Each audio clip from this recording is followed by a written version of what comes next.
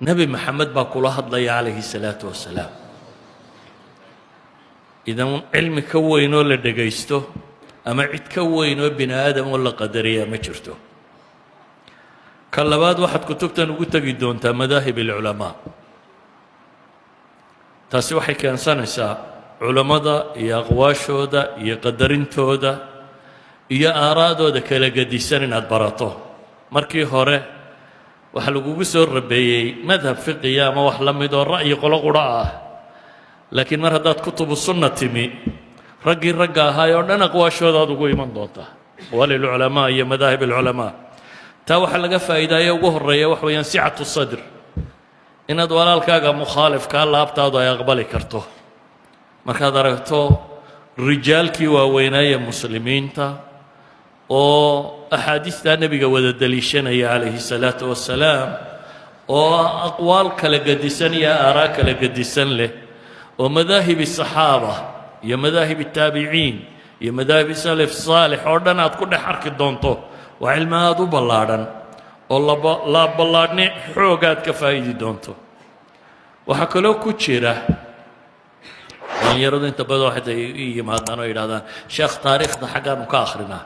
inta badan kutubtaana maqashaane kutubu taariikh la yidhaahdo laba fannuun bay ka warramaan imaa waxay ka warramaan dowladda iyo madaxdeedu siday isu beddeshay ama macraka iyo jihaad la galay umay ka warramaan waa labadaa shay umay ka warramaan ama taariikhu lumma ummadda taariikhdeeda dhabta ah waa taraajim alculamaa waxaa ugu tegi doontaan fanniga kan dhexdiisa markaa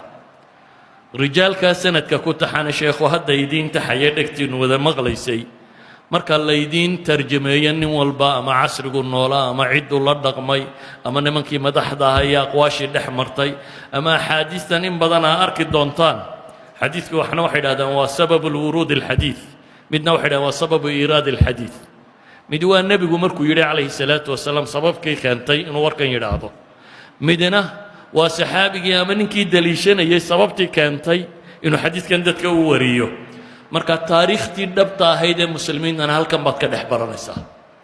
taraajimta culamada iyo ragga sanadka ku taxan ayaad ka dhex baranaysaa idan waxaan odhan karaa sunnada nebiga calayhi salaatu wasalaam haddaad degta u raariciso diinta dhammaanteed aad baranaysaa iyadaana ah sharaxii kitaabka alle subxaanahu wa tacaala haddiiba culamadii hore ay safri jirto hal xadiid ama laba xadiid ama hal kitaab ama ay u safri jireen idinka lix kitaaboo safara idin yimi lixdii sunanka oo safara ayaa idin yimi marka inaad ka caajistaan ama daashaan waa ceeb warkii nebi maxamed calayhi salaatu wasalaam cid sida oo idinka idiin soo safartay oo idiin timi haddaa hesheen waxay u baahan tahay ina aad ugu dhaganugulaataan aanay idinla cusnaana kutubta axaadiista ku qorani sunnada saxiixa ah oo dhan yani maalan imaam الdahabi fii siyarihi wuxuu ku tilmaamaya wazuhaa 4000 xadiid imaam ibn alxajar alcasqalaani fii nukatihi wuxuu ku tilmaamaya 4400 xadiid yani waxa kani waa xadiidkiiyo kugu soo noqnoqonayo u badan yahay ama riwaayaad kala gadisan taasina waxay keensanaysaa inaad raasukhdo inaad si fiican uu xadiidku kuu galo oo aad raasukhdo marka waxaan anugu idin leeyahay uun hadday nimca jirto nicmooyinkii ugu waaweynaayo safara idin yimi oo ah warkii nebi maxamed in laydiin furfuro iyo aqwaashii culammadii salafu saalix inaad aragto intii yarayda hore aad haysatay uun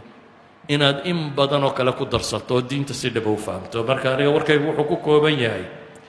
sheekhana waan u ducaynaynaa waxaan leenahay ilaahay ha ka abaalmariyo sunnadaa uu faafinayo warkii nebi maxamed in dadka la wada gaadhsiiyo iminka war kalea dadka la gaadhsiiyaaye waa khayr aad u badan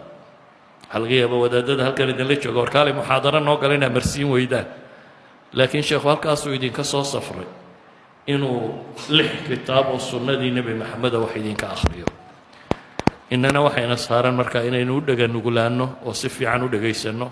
ardaydana duuduub ahaan waxaan leeyahay dhul kala gedisan baa ka timaadeen